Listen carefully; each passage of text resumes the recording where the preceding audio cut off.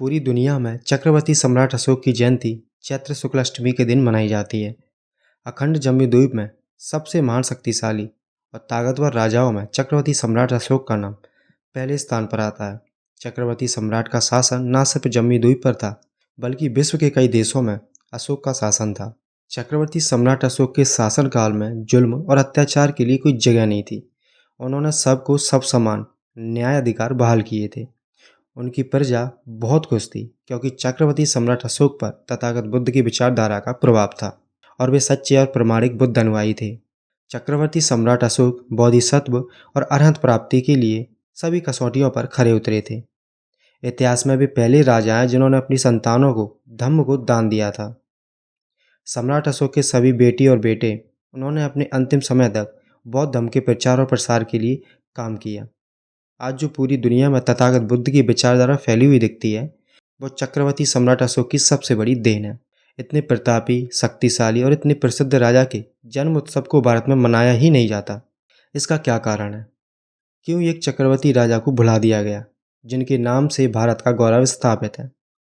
ऐसा करने के पीछे सिर्फ कुछ विशेष लोगों की कपटी बुद्धि का खेल रहा है, जो वास्तविक की जगह पर काल्पनिक को स्थापित करने पर उतारू रहते हैं, जिनका मेन मुद्दा रहता है कि कैसे दूसरे को इतिहास को हड़पा जाए और उनकी विरासत को कब्जा करके नए नए काल्पनिक किस्से गढ़ के वास्तविक को भुलवा दिया जाए।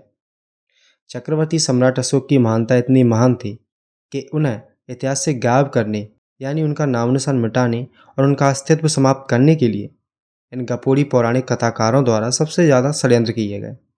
और इसके उलट जो इतिहास में कभी पैदा ही नहीं हुआ, उसे किसी किस्से से चुरा के, कहानी बता के, पैदा करा के भारतीयों के मत्थे गड़ दिया।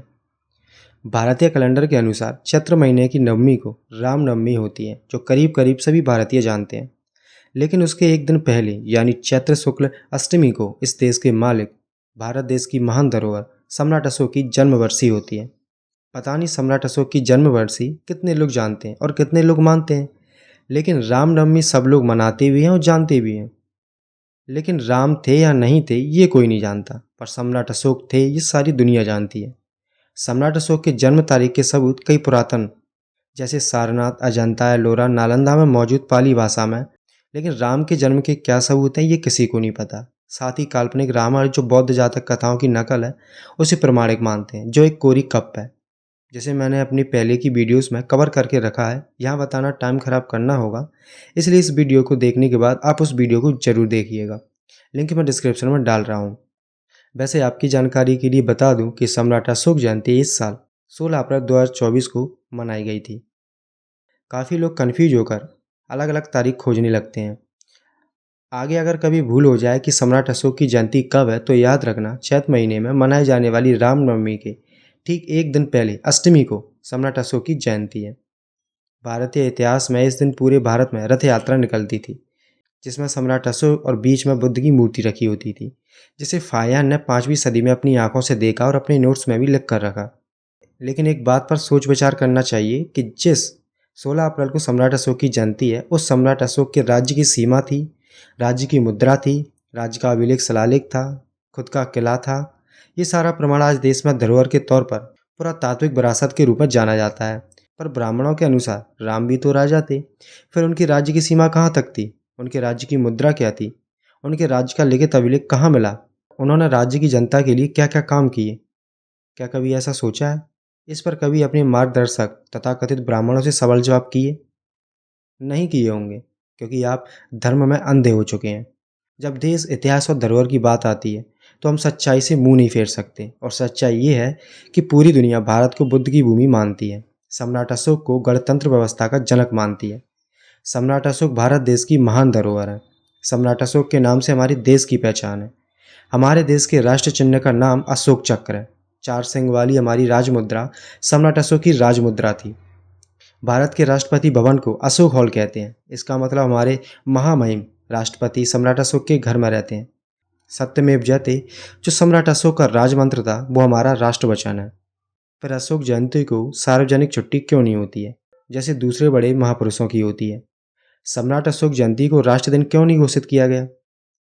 हर चैत्र शुक्ल अष्टमी के बाद चैत्र शुक्ल नवमी यानी अशोक जयंती और राम जयंती दोनों एक साथ कैसे आती हैं?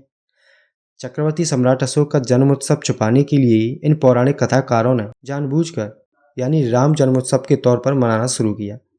पौराणिक कथाकार चाहे तथागत बुद्ध और चक्रवर्ती सम्राट अशोक का इतिहास छुपाने की कितनी भी कोशिश करें, पर जमीन को उकेर कर अगर देखा जाए तो मिट्टी के कण कण से सिर्फ तथागत बुद्ध का इतिहास निकलता है। इसलिए जब तक सूरज चांद रहेगा तब तक पूरी दुनिया में सम्राट अशोक का, तथागत बुद्ध का देश हमेशा ऋणी रहेगा, क्योंकि सम्राट अशोक के कारण ही पूरी दुनिया को बुद्ध मिल सके। इसलिए हम ऐसा मानते हैं कि चक्रवर्ती सम्राट अशोक की जयंती के उत्सव के अगले दिन आने वाला रामनवमी उत्सव कुछ और नहीं है बल्कि चक्रवर्ती सम्राट अशोक का जन्मोत्सव ही राम उत्सव के रूप में मनाया जाने वाला काल्पनिक रामनवमी है, जिसे सम्राट अशोक जयंती को बुलाने के लिए शुरू किया गया। आप इस बारे में क्या जानते हैं कमेंट में ज़रूर बताएं, और आपको जानकारी अच्छी लगी हो तो ज़्यादा से ज़्यादा वीडियो को शेयर भी करें।